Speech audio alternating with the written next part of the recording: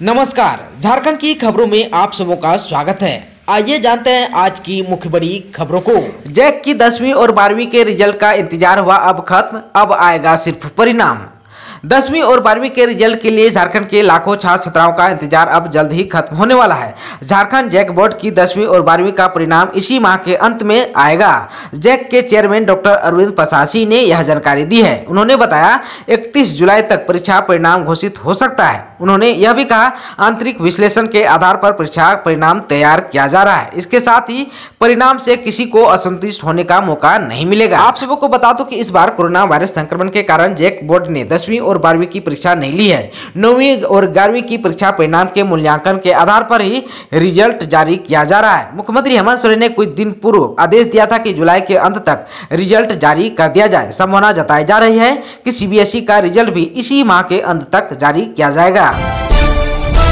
झारखंड के 9वीं और 10वीं के लाखों छात्रों के लिए बड़ी खबर, पहली बार मुफ्त में मिलेगी किताबें।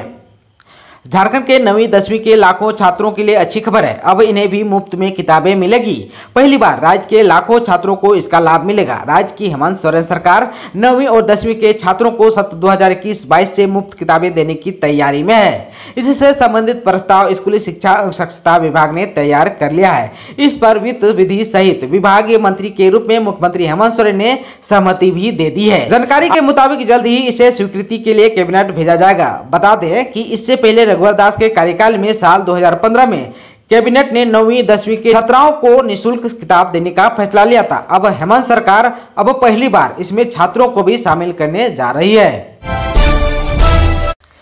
मौसम विज्ञान के आधार पर झारखंड में अगले 3 से 4 दिनों तक भारी बारिश के साथ वज्रपात की संभावना, लोगों को सतर्क रहने का दिया निर्देश।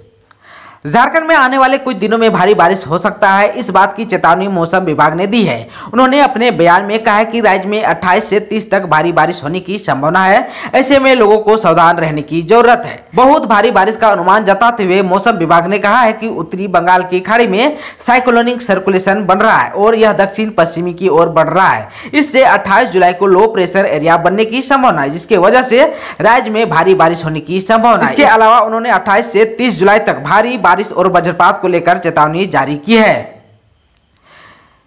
वहीं 31 जुलाई से मानसून थोड़ा कमजोर पड़ सकता है। मौसम विभाग की इस चेतावनी के बाद लोगों को सतर्क रहने के लिए कह दिया है, ताकि किसी भी अप्रिय घटना से बचा जा सके।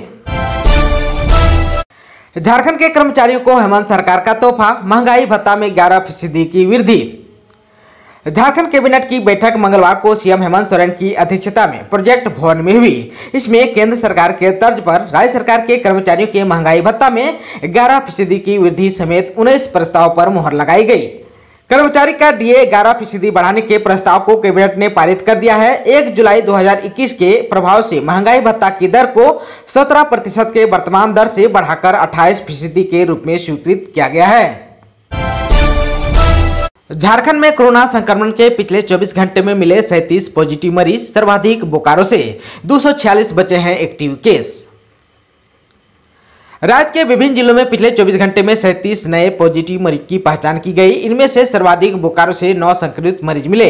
इधर झारखंड में 45 लोगों ने कोरोना को मात भी दी। अब राज्य में 246 एक्टिव केस बचे हैं। अब तक झारखंड में 3,46,946 पॉजिटिव मरीज की पहचान की जा चुकी है। इनमें से 3,41,568 लोग ठीक भी हो चुके हैं। 24 घंटे के भीतर कहां से कितने मरीज मिले, आइए इनके बारे में भी जान लेते हैं। बोकारो से 9, देवघर से 2, धनबाद से 1 मरीज मिले हैं। वहीं पर गढ़वा से 1, गुमला से 2, जामताड़ा से 1, कोडरमा से 6 और लातेहार से 3 संक्रमित पाए गए। रामगढ़ से 3, रांची से 2 और सिमडेगा से 7 नए मरीज पाए गए हैं। कोचिंग हब के रूप में विकसित होगा झारखंड, कई शहरों में कोचिंग को बढ़ावा देगी सरकार। राज्य की हेमंत सरकार झारखंड को कोचिंग हब के रूप में विकसित करेगी। इसके तहत रांची, जमशेदपुर, बोकारो, धनबाद, देवघर आदि शहरों में मेडिकल, इंजीनियरिंग एवं अन्य प्रतियोगिता परीक्षाओं की तैयारी के लिए कोचिंग को बढ़ावा दिया जाएगा। मुख्यमंत्री हेमंत सोरेन ने झारखंड को कोचिंग हब बनाने की संभावना पर चर्चा करने के लिए 30 जुलाई को स्कूली शिक्षा एवं स्वच्छता विभाग की बैठक बुलाई है। मुख्यमंत्री की इस बैठक में 65,000 पारा शिक्षकों के अस्थायीकरण तथा वेतनमान के अलावा कल्याण कोष के मामले पर भी चर्चा होगी। बता दें कि पारा शिक्षकों के अस्थायीकरण तथा वेतनमान को लेकर प्रस्ताव तैयार कर लिया गया है। अब इस पर मुख्यमंत्री की अंतिम स्वीकृति मिलनी बाकी है। मुख्यमंत्री की बैठक में शिक्षक नियुक्ति को लेकर तैयार हो रही नियमावली की प्रगति पर भी चर्चा होगी। शिक्षकों की नियुक्ति को लेकर यह बैठक काफी महत्वपूर्ण मानी जा रही है। मुख्यमंत्री प्रस्तावित बैठक में कोरोना के कारण स्कूलों के बंद रहने की स्थिति में बच्चों को दी जा रही ऑनलाइन शिक्षा, मध्याह्न भोजन, आदर्श विद्यालयों की स्थापना, आकांक्षा योजना, किताबों की समय पर छपाई एवं वितरण को लेकर भी समीक्षा करेंगे। झारखंड के लिए एक खुशखबरी है। रिम्स में जल्द शुरू हो जाएगी किडनी ट्रांसप्लांट की सुविधा। झारखंड में जल्द ही किडनी ट्रांसप्लांट की सेवा शुरू हो जाएगी, जिससे अब यहां के लोगों को इलाज के लिए दूसरे राज्यों को नहीं जाना पड़ेगा। वो रिम्स में ही किडनी ट्रांसप्लांट कर सकेंगे, जिसको लेकर रिम्स प्रबंधन ने सोमवार को किडनी ट्रांसप्लांट कोऑर्डिनेटर के लिए इंटरव्यू लिए हैं और जल्द ही कोऑर्डिनेटर की बहाली हो जाएगी। इसके अलावा पहले से ही स्टेट ऑर्गन ट्रांसप्लांट ऑर्गेनाइजेशन की स्थापना हो चुकी है। खबर है झारखंड के देवघर से। देवघर एयरपोर्ट का 85% काम पूरा, जल्द शुरू हो सकती है कमर्शियल उड़ानें। झारखंड में देवघर एयरपोर्ट का काम तेजी से चल रहा है। आगामी सितंबर के मध्य तक इसके पूरा होने की उम्मीद भी की जा रही है। हालांकि इसके बनकर तैयार होने और यहां से उड़ान शुरू होने की संभावित तिथि लगातार बढ़ती जा रही है। कोरोना लॉकडाउन के कारण भी यहां का सिविल वर्क लगातार प्रभावित होता रहा है, लेकिन अब अच्छी बात यह है कि यहां का लगभग 85% कार्य पूर्ण हो चुका है। एटीसी टावर और टर्मिनल बिल्डिंग का काम भी अब अंतिम चरण में है। रनवे का काम पहले ही पूरा कर लिया गया है। अप्रोच रोड का भी काम जल्द से जल्द पूरा करने की कोशिश की जा रही है। Deoghar airport authority of India के निदेशक संदीप डिंगरा के अनुसार आगामी अगस्त माह के अंत तक सभी काम पूरा करने का लक्ष्य रखा गया है और सितंबर मध्य तक इसके ऑपरेशनल होने की उम्मीद भी की जा रही है। देवघर एयरपोर्ट निदेशक के अनुसार इस बीच देश के कई नामचीन एयरलाइन कंपनियों ने यहां से उड़ान शुरू करने के संबंध में अंतिम दौर की वार्तालाप भी जारी है। झारखंड में हेमंत सरकार का बड़ा फैसला। ड्राइविंग लाइसेंस से लेकर परमिट तक हुआ महंगा, स्टाम्प सरचार्ज भी बढ़ा। झारखंड सरकार ने परिवहन सेवा शुल्क के तौर पर विभिन्न कार्यों के लिए वसूल की जाने वाली राशि को बढ़ाने के प्रस्ताव को स्वीकृति प्रदान कर दी है। परिवहन विभाग के इस प्रस्ताव से सरकार के खजाने में 200 करोड़ रुपए से अधिक राशि आएगी। हालांकि आम लोगों की जेब तो जरूर कटेगी। आप सबको बता दूं कि 8 वर्षों के बाद सेवा शुल्क में बढ़ोतरी की गई है और कुछ मामलों में तो यह पहले से दोगुने से भी अधिक है। इस प्रकार ड्राइविंग लाइसेंस बनवाने से लेकर वाहनों के लिए परमिट लेने तक आम लोगों को पहले से कहीं अधिक राशि खर्च करनी पड़ सकती है। राज्य सरकार ने इसके साथ ही स्टाम्प सरचार्ज ड्यूटी में बढ़ोतरी के प्रस्ताव को भी स्वीकृति प्रदान कर दी। विभिन्न प्रकार के स्टाम्प ड्यूटी बढ़ने से सरकार के खाते में 200 करोड़ रुपए से अधिक आमदनी होने का अनुमान लगाया गया है। खबर है झारखंड के धनबाद से। गांधीनगर जैसा धनबाद रेलवे स्टेशन बनेगा वर्ल्ड क्लास, एयरपोर्ट की तरह मिलेगी सुविधाएं। गुजरात के गांधीनगर और मध्य प्रदेश के हबीबगंज स्टेशन के तर्ज पर धनबाद को भी वर्ल्ड क्लास स्टेशन के रूप दिया जाएगा।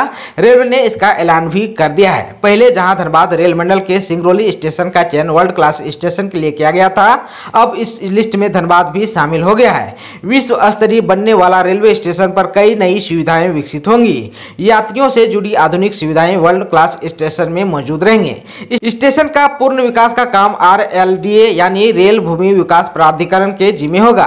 विश्व स्तरीय सुविधाओं में शामिल होने वाले रेलवे स्टेशन पर सभी सुविधाएं एयरपोर्ट के तर्ज पर विकसित की जाएगी। झारखंड सरकार अनलॉक 6 में देगी बड़ी राहत, कई लोगों की उम्मीदें हो सकती है पूरी। कोरोना को लेकर लॉकडाउन में झारखंड सरकार क्रमवार छूट दे रही है। अब अनलॉक 6 में निर्णय की उल्टी गिनती शुरू हो गई है। इसमें कोचिंग संचालकों को राहत की उम्मीद है। बस संचालक भी आस लगाए बैठे हैं। इसके अलावा धार्मिक स्थलों को भी खोलने की इजाजत मिलने की उम्मीद है। स्कूलों को खोलने पर भी फैसला दूसरे राज्यों को देखते हुए संभव है। हेमंत सरकार जल्द अनलॉक 6 का गाइडलाइन जारी कर सकती है। झारखंड में दिशोम गुरु पोषण वाटिका योजना से हो रहा है कुपोषण की समस्या का समाधान। झारखंड में दिशोम गुरु पोषण वाटिका योजना से महिलाएं किचन गार्डन में सब्जियां उगा रही है और इससे ग्रामीण क्षेत्रों में रहने वाले महिलाओं बच्चों की थालियों तक पौष्टिक भोजन पहुंच रहा है। साथ ही उनके स्वास्थ्य में भी सुधार हो रहा है। इस योजना के माध्यम से सूबे के उन गाँवों पर विशेष ध्यान दिया जा रहा है जिन गाँव में कुपोषण की समस्या गंभीर रही है। झारखंड में 30 जुलाई को स्कूली शिक्षा एवं साक्षरता विभाग की होगी बैठक। मुख्यमंत्री की इस बैठक में 65,000 पारा शिक्षकों के अस्थायीकरण तथा वेतनमान के अलावा कल्याण कोष के मामले पर भी चर्चा होगी। बता दें कि पारा शिक्षकों के अस्थायीकरण तथा वेतनमान को लेकर प्रस्ताव तैयार कर लिया गया है। अब इस पर मुख्यमंत्री की अंतिम स्वीकृति मिलनी बाकी है। मुख्यमंत्री की बैठक में शिक्षक नियुक्ति को लेकर तैयार हो रही नियमावली की प्रगति पर भी चर्चा होगी। शिक्षकों की नियुक्ति को लेकर यह बैठक काफी महत्वपूर्ण मानी जा रही है। मुख्यमंत्री प्रस्तावित बैठक में कोरोना के कारण स्कूलों के बंद रहने की स्थिति में बच्चों को दी जा रही ऑनलाइन शिक्षा, मध्याह्न भोजन, आदर्श विद्यालयों की स्थापना, आकांक्षा योजना, किताबों की समय पर छपाई एवं वितरण को लेकर भी समीक्षा करेंगे। दोस्तों, चैनल पर आप नए हैं तो प्लीज चैनल को सब्सक्राइब कर बेल आइकन को दबा दीजिए ताकि खबरों का अपडेट आपको मिलता रहे। इसके साथ ही आज के खबरों में बस इतना ही। हमें दीजिए इजाजत। नमस्कार।